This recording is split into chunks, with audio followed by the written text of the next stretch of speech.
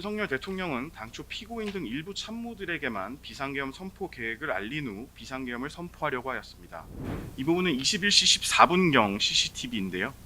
이 부분을 보면 김영현 장관이 집무실에서 대접견실로 들어오면서 피고인에게 손가락 4개를 편 채 다가가 피고인과 무언가 협의를 하는 모습이 확인됩니다. 이때는 당시 대통령실에 모여 있었던 국무위원들을 제외하고 국무회의 의사 정족수에서 4명이 부족한 상황이었습니다. 김영은 장관이 이처럼 손가락 4개를 펴서 숫자 4를 표시한 것은 국무회의 의사 정족수에 4명의 국무위원이 부족하다는 것을 표시한 것입니다. 피고인도 김영은 장관이 손가락 4개를 편 것을 보면서 김영은 장관과 긴밀하게 협의를 하였는데, 이를 볼 때 피고인과 김영은 장관은 국무회의 의사 정족수 4명을 채우기 위해 긴밀히 협의한 사실을 확인할 수 있습니다. 우측이 김영현 장관이고 좌측이 김정환 실장입니다. 여기서도 손가락 4개를 펴 보이며 국무위원들과 무언가를 상의하는 모습이 확인됩니다.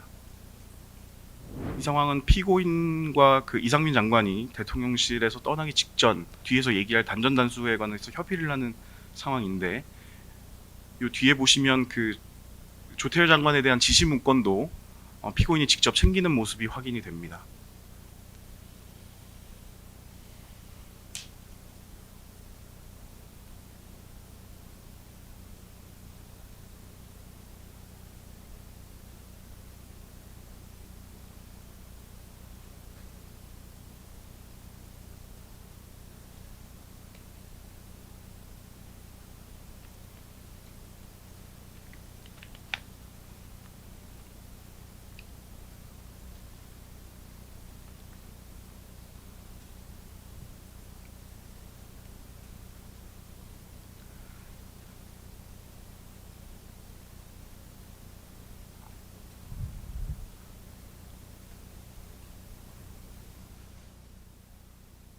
피고인이 관련 문건을 모두 들고 뒷주머니에 넣어서 나오는 모습입니다. 재판장님, 저게 지금 계엄 직후의 상황인데요. 조금만 이상민 장관이 지금 피고인과 대화하면서 웃는 모습이 확인이 됩니다. 다시 한번 좀 봐주시기 바랍니다.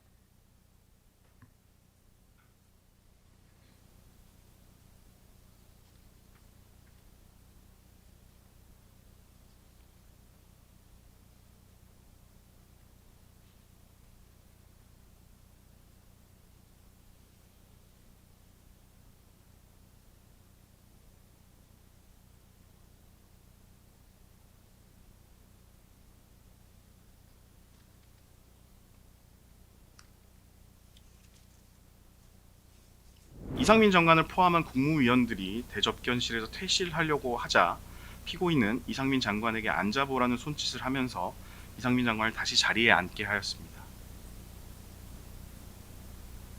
네, 이상민 장관에게 앉아보라고 손짓하는 피고인 모습입니다.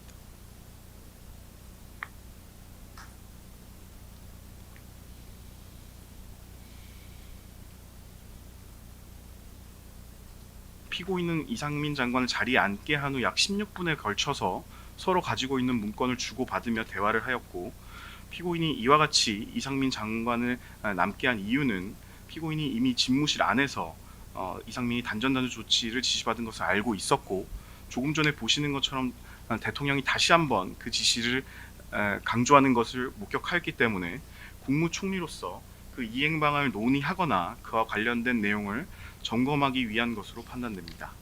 피고인은 이와 같이 이상민 장관과 단둘이 대접견실에 남아 약 16분간 각자 가지고 있는 문건을 손으로 짚어가며 상대방에게 설명하고 그 문건을 서로 돌려가며 읽기도 하였습니다. 이상민 장관이 자신이 가지고 있던 문건을 피고인에게 건네주는 모습입니다.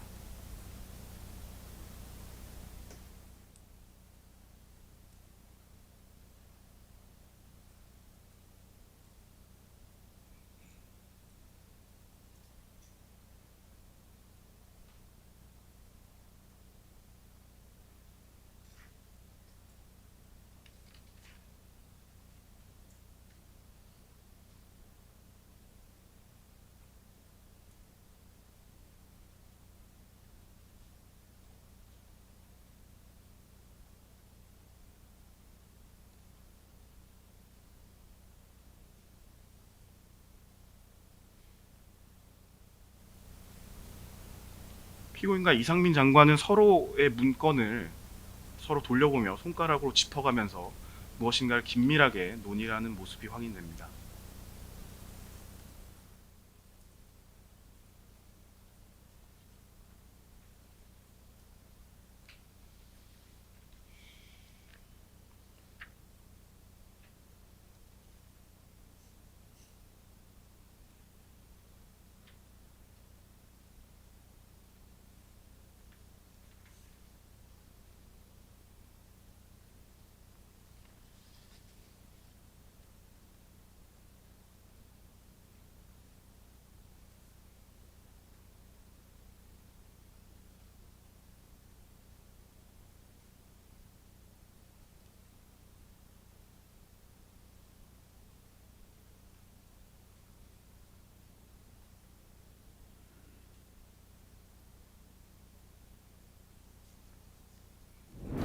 그 반면 오영주 장관이 도착해서 의사 종족수가 충족된 이후의 상황은 완전히 다릅니다.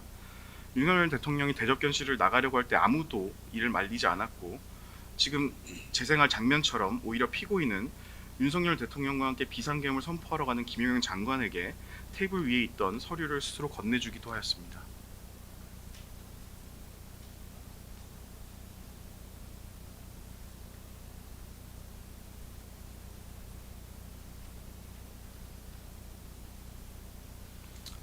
오로지 의사 정족수를 채울 목적으로 국무위원을 소집한 것임을 알 수 있습니다. 다음은 비상계엄을 선포하기 직전에 윤석열 대통령과 대접견실의 모습인데, 윤석열 대통령은 22시 18분경에 국무위원들을 상대로 비상계엄 선포의 당위성 등을 말하면서 비상계엄을 선포하기 위해 자리에서 일어납니다. 그 과정에서 피고인은 오히려 고개를 끄덕이며 윤석열 대통령에 동조하는 듯한 모습도 확인되었습니다. 행정부 2인자인 피고인의 지위에 비추어 위와 같은 동조 표시가 범행 결의를 크게 강화시켰을 것임이 분명하다고 할 것입니다. 아까 보신 것처럼 피고인이 김영현 장관에게 서류를 건네주는 모습을 확대한 영상입니다. 윤석열 대통령과 함께 대접견실을 나갔던 김용현 장관이 대접견실로 뛰어들어와 비상계엄 선포와 관련해서 자신이 놓고 간 서류를 달라고 손짓하자 피고인이 그 서류를 집어들어 김용현 장관에게 건네주는 모습이 명확히 확인됩니다. 이처럼 피고인은 비상계엄 선포를 막기 위해 국무회의 소집을 건의한 것이라고 주장하지만 CCTV에 촬영된 피고인의 행동은 피고인의 주장과는 너무나 다릅니다.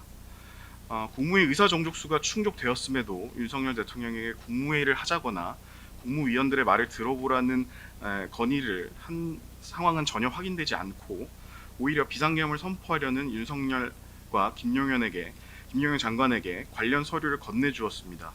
그리고 오히려 동조의 의사 표시를 하는 모습까지 확인됩니다.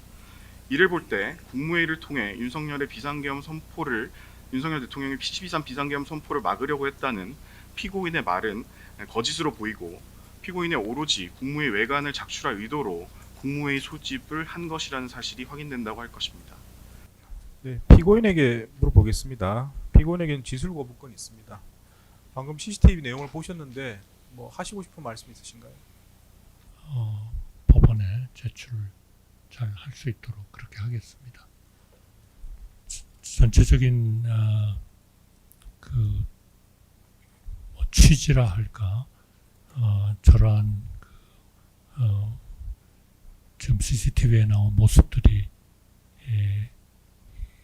현출이 된 것에 대해서는 앞으로도 제가 기억이 없는 부분도 있고 막 그럴 것이기 때문에 변호인들과 상세히 이런 문제들을 어떻게 해야 되는 건지를 협의해서 말씀드리도록 그렇게 하겠습니다. 네, 그럼 한 가지만 더 추가로 물어보겠습니다. 그 비상계엄은 그 자체로 국민의 생명이나 안전, 재산 등을 침해할 가능성이 높습니다. 특히 12.3 비상계엄의 경우는 많은 수의 경찰과 군인이 투입되었고, 군인들은 무장한 상태로 투입된 것으로 확인이 됩니다. 그런 상태에서 국무총리였던 피고인이 국민들을 위해서 어떠한 조치를 취했습니까? 우선 첫째로 그 전체적인 계획에 대해서 저는 전혀 알지를 못했습니다. 대통령실에 가서 대통령으로부터 처음 집무실에서 말씀을 듣고 우리 비상계엄이 우리 경제나 대외 신인도나 이러한 문제에 상당한 문제를 일으킬 것이기 때문에 이 문제에 대해서 저는 반대를 했습니다. 그리고 거기에 모인 몇 사람만이 모여가지고 앞으로의 무슨 문제를 논의하는 것은 적절치 않다고 생각을 해서 좀 더 많은 국무위원들이 모이면 이러한 모두가 저는 다 반대할 것이라고 생각했고, 또 실제로 그 장소와 이런 여건들은 달랐겠지만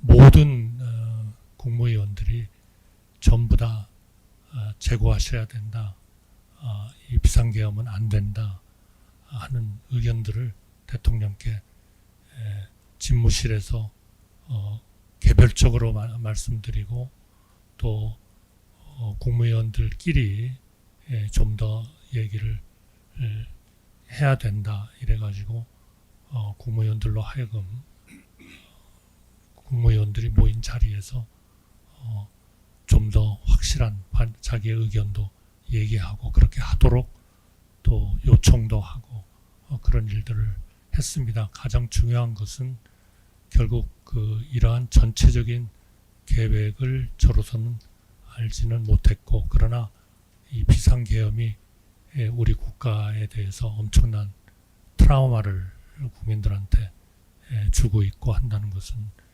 그거는 우리가 과거의 경험에서도 알 수 있기 때문에 이 문제를 어떻게든 막아야 되고, 그리고 일단 그것이 대통령의 뜻에 따라서 선포가 됐으면 최대한 빨리 해제를 해야 된다 하는 것에 모든 국무위원들의 신경이 저는 가 있었다, 그렇게 생각하고 있습니다.